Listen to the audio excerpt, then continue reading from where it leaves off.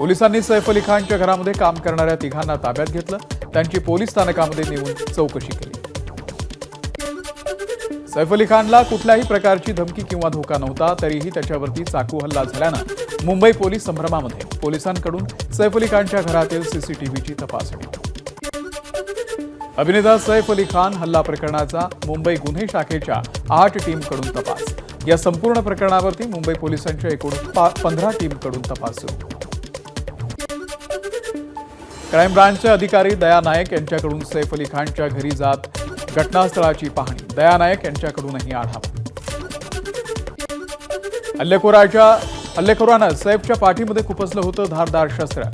सैफ अली खानला झालेल्या जखमा गंभीर असल्याची माहिती।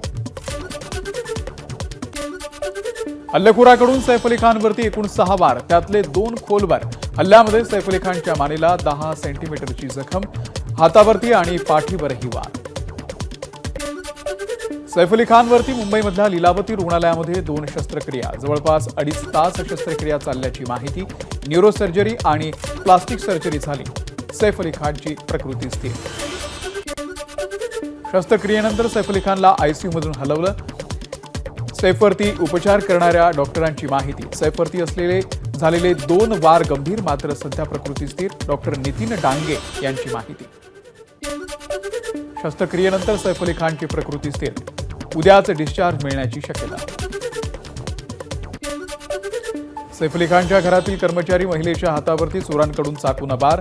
महिलेनं आरडाओरडा केल्यावरती सैफ बाहेर आला, त्यावेळी झटापट। संबंधित महिलेच्या तक्रारीवरती आता वांद्रे पोलीस ठाण्यात गुन्हा दाखल। सैफ अली खानवरती रात्री चाकून हल्ला। मुलगा इब्राहिमनं रिक्षातून सैफला रुग्णालयातून नेल्याची माहिती। सैफची मुलगी सारा अली खान आणि मुलगा इब्राहिम लीलावती रुग्णालयामध्ये चाकू हल्ल्यानंतर इब्राहिमनं सैफला रुग्णालयामध्ये नेल्याची ही माहिती। सुहा अली खान आणि कुणाल खेमू लीलावती रुग्णालयामध्ये सैफच्या तब्येतीची केली विचारपूस। करिश्मा कपूरनं लीलावती रुग्णालयामध्ये घेतली सैफ अली खानची भेट। सैफच्या तब्येतीमध्ये सुधारणा झाली असल्याची डॉक्टरांची माहिती। सैफ अली खानला भेटण्यासाठी अभिनेता रणबीर कपूर आणि आलिया भट्ट लीलावती रुग्णालयामध्ये तब्येतीची केली विचारपूस। पठाण चित्रपटाचे दिग्दर्शक सिद्धार्थ आनंद लीलावती रुग्णालयामध्ये सैफच्या तब्येतीची केली विचारपूस। सिद्धार्थ आनंद यांच्यासोबत सैफनं हम तुम आणि सलाम नमस्ते या चित्रपटांमध्ये केलं काम। सैफ अली खानवरील हल्ला चिंताजनक। उर्वशी रौतेला यांची प्रतिक्रिया।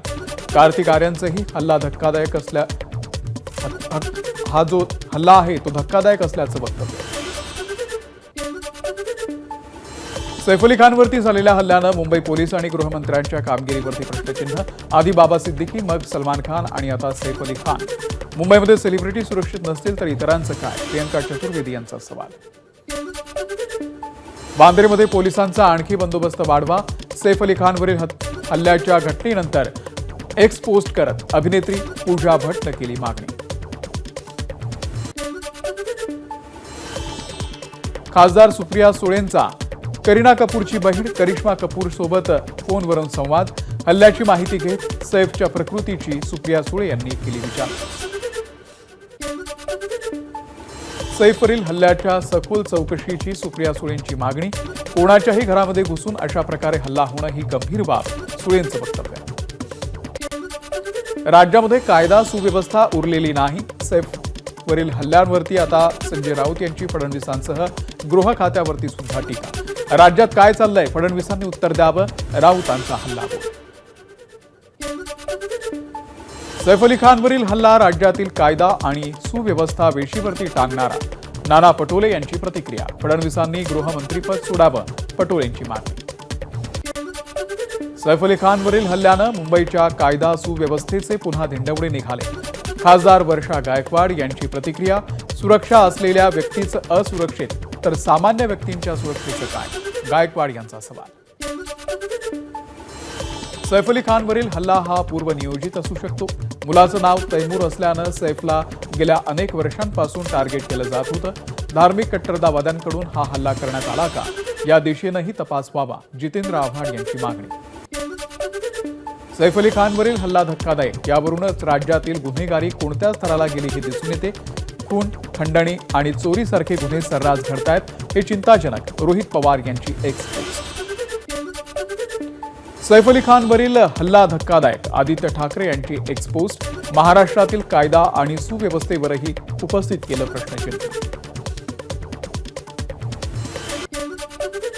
सैफ अली खानवरील हल्ल्याचा अरविंद केजरीवाल यांच्याकडूनही निषेध व्यक्त. जनतेला सुरक्षा देण्यात केंद्र आणि राज्य सरकार अपयशी. देशात सेलिब्रिटी सुरक्षित नसतील तर सर्वसामान्यांचं काय? केजरीवालांचा सवाल. मुंबई सेफ नाही असं म्हणणं चुकीचं. सैफ अली खानवरील हल्ल्यासंदर्भात पोलिसांकडून सर्व माहिती मिळाली. मुख्यमंत्री देवेंद्र फडणवीसांची प्रतिक्रिया. आणि तर पाहूयात बातम्यांचा वेगवान आढावा. 100 हेडलाईन्स. संतोष देशमुख हत्या प्रकरणामधील आरोपी विष्णू चाटेची लातूरच्या कारागृहातून रवानगी. सुरक्षेच्या कारणास्तव लातूर कारागृहामध्ये हलवण्याची विष्णू चाटेची मागणी कोर्टाकडून मान्य. वाल्मिक कराड एसआयटीच्या ताब्यामध्ये. बीड शहर पोलीस स्टेशन बाहेर पोलिसांचा बंदोबस्त वाढवला. राज्य राखीव पोलीस दल, दंगल नियंत्रण पथक आणि विशेष पोलीस पथकही तैनात. एबीपी माझाच्या बातमीचा इम्पॅक्ट.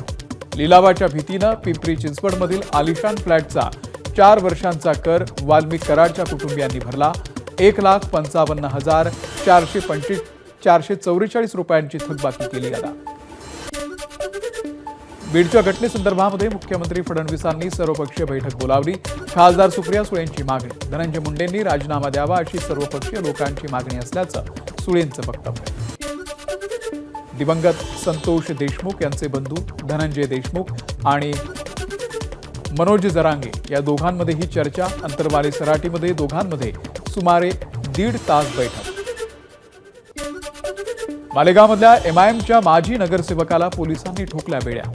राजकीय फायद्यासाठी स्वतःवरती गोळीबार झाल्याचा बनाव केल्यानं केली कारवाई. बारामतीमधल्या कृषी प्रदर्शनासाठी पवार फॅमिली एकत्र. खासदार सुप्रिया सुळे आणि सुमित्रा पवार एकाच मंचावरती शेजारी. अजित पवार आणि शरद पवारांमध्ये मात्र अंतर. एकाच मंचावरती असतानाही संवाद मात्र नाही. बारामती कृषी प्रदर्शनाच्या उद्घाटन समारंभाच्या वेळी अजित पवार यांच्या सत्कारासाठी रोबोटनं बुके आणला. यावेळी रोबोटला पाहून अजित पवार खळखळून हसल्याचं पाहायला मिळालं. मंत्री पंकजा मुंडे यांच्याकडून अजित पवार यांचं तोंड भरून कौतुक. अजितदादांकडून खूप काही शिकण्यासारखं आहे. पंकजा मुंडे यांचं वक्तव्य. बारामतीसारखा विकास स्वतःच्या मतदारसंघात करण्याचाही त्यांनी केला निर्धार. मंत्री धनंजय मुंडे परळीमध्ये दाखल. परळी वैजनाथ मंदिरामध्ये केली पूजा. यावेळी कार्यकर्ते आणि नागरिकांची घेतली भेट. बीड प्रकरणामध्ये फडणवीसांना आणखी कठोर वागता आलं असतं. अजित पवारांनी मुंडेंना मंत्रिमंडळातून बरखास्त करायला हवं होतं. बीडमध्ये अतिक अहमदपेक्षाही भयंकर लोक धिंगाणा घालतायत. सामनामधून हल्ला. शिवसेना आणि राष्ट्रवादी काँग्रेसच्या विधान परिषदेमधल्या आमदारांचं अपात्रते प्रकरण. पुढील सुनावणी 2 महिन्यांनंतर. महानगरपालिका निवडणुकांच्या पूर्वी महायुतीच्या घटक पक्षांसोबत संघर्ष होण्याची शक्यता. शिवसेनेकडून पक्षप्रवेशासाठी प्रलोभनं दिली जात असल्याचा भाजपचे नाशिक शहराध्यक्ष प्रशांत जाधव यांचा आरोप. नागपूरमध्ये येऊन स्वबळाचा नारा देणाऱ्या संजय राऊत यांच्यावरती जिल्हाप्रमुख किशोर कुमेरिया यांनी व्यक्त केली नाराजी. चर्चा न करता स्वबळाच्या घोषणेचा आरोप. स्वबळापेक्षा महाविकास आघाडीसोबत लढण्याचा नागपूरच्या शिवसैनिकांचा कल. मुख्यमंत्री देवेंद्र फडणवीसांनी लुटला इमर्जन्सी चित्रपट पाहण्याचा आनंद. यावेळी अभिनेत्री कंगना राणावतही उपस्थित. इमर्जन्सी हा देशासाठी काळा इतिहास. येणाऱ्या पिढीला सांगणं आवश्यक. फडणवीसांची प्रतिक्रिया. सरपंच संतोष देशमुख हत्या प्रकरणातील संशयित आरोपी कृष्णा आंधळे नाशिकमध्ये असल्याच्या अफवा. सोशल मीडियावरती अज्ञात व्यक्तीचे फोटो कृष्णा आंधळे असल्याच्या गैरसमजानं व्हायरल झाल्यानं उडाली होती खबर. नवी मुंबईमध्ये कोल्डप्ले कॉन्सर्टचं आयोजन. 18 ते 21 जानेवारीच्या दरम्यान होणाऱ्या या कार्यक्रमाला अनेक दिग्गज हजेरी लावणार. वाहतूक कोंडी टाळण्यासाठी नवी मुंबई आयुक्तालय क्षेत्रामध्ये अवजड वाहनांना बंदी. स्लीपर कोचेस असलेल्या वंदे भारतची चाचणी यशस्वी. मुंबई ते अहमदाबाद दरम्यान झाली चाचणी. ताशी 130 किलोमीटर वेगानं धावली वंदे भारत. एबीपी माझा, उघडा डोळे बघा नीट.